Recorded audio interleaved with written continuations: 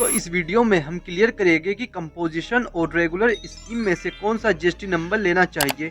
ये तो आपको पता होगा जीएसटी रजिस्ट्रेशन किन लोगों को करवाना है, किन लोगों को नहीं करवाना।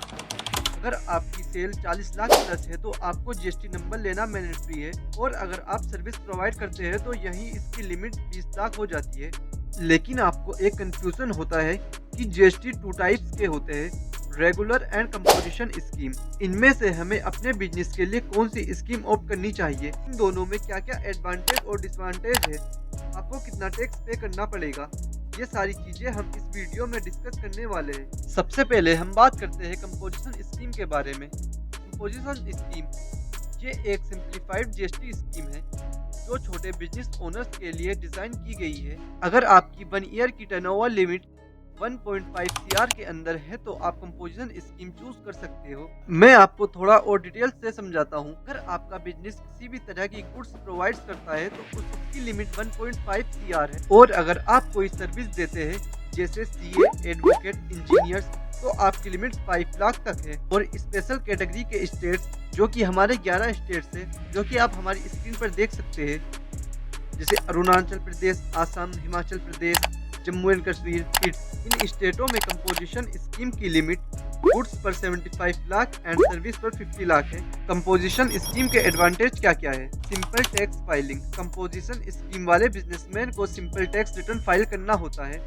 इसमें सिर्फ 2 रिटर्न होती है। नंबर 1 CMP-08 जिसमें हम सेल्स की डिटेल्स देते हैं जो कि हमारी क्वार्टरली जाती है, और दूसरी एनुअल रिटर्न होती है जिसे हम GSTR-4 कहते हैं। लो tax rates.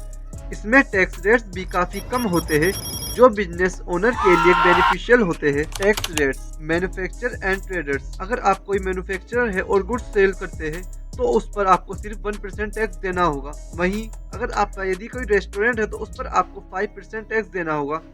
Other service providers पर आपको 6% टैक्स देना होगा। No need for detail accounting.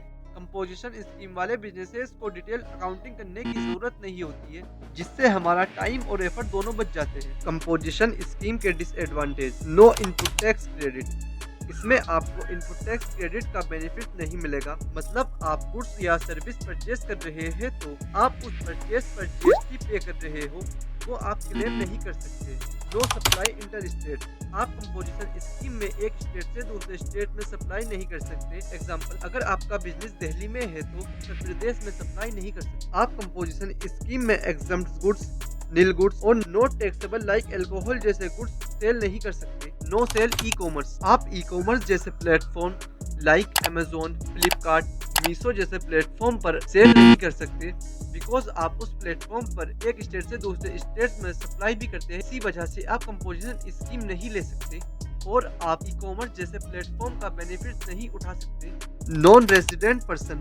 अगर आप एक नॉन रेजिडेंट पर्सन हो, यानी आपका बिजनेस इंडिया के बाहर भी है, तो आप कंपोजिशन स्कीम के लिए एलिजिबल नहीं होते। मैन्युफैक्चरर ऑफ आइसक्रीम, पान मसाला एंड तंबाकू। अगर आपका बिजनेस इन सब गुड्स का है तो आप कंपोजिशन स्कीम नहीं ले सकते। अब हम बात करेंगे रेगुलर स्कीम के बारे में। अगर आपके फाइनेंशियल ईयर की टर्नओवर 1.5 CR से ज्यादा है तो आपको रेगुलर स्कीम लेना पड़ेगा। स्पेशल स्टेट्स में ये लिमिट 75 लाख है। रेगुलर स्कीम के एडवांटेज। Number 1 ITC।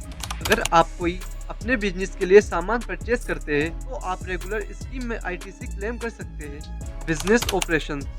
अगर आपका बिजनेस बड़ा है और आपको कंप्लीट टैक्स फाइलिंग और अकाउंटिंग की जरूरत है तो रेगुलर स्कीम में आपको डिटेल्ड फाइलिंग का ऑप्शन मिलता है। All state supply. आप रेगुलर स्कीम में किसी भी स्टेट्स में अपने गुड्स या सर्विस दे सकते हैं। Sale e commerce platform. आप अमेजोन, फ्लिपकार्ट एंड मीशो जैसे प्लेटफॉर्म का बेनिफिट ले सकते हैं, जिससे आपको बिजनेस में ग्रोथ मिलेगी और आपकी ज्यादा सेल्स होगी। अगर आपको ये वीडियो हेल्पफुल लगी है तो लाइक जरूर करें और अपने फ्रेंड्स के साथ शेयर करें। अगर कोई क्वेश्चन है तो आप कमेंट सेक्शन में पूछ सकते हैं, मैं आपकी जरूर हेल्प करूंगा। Thanks for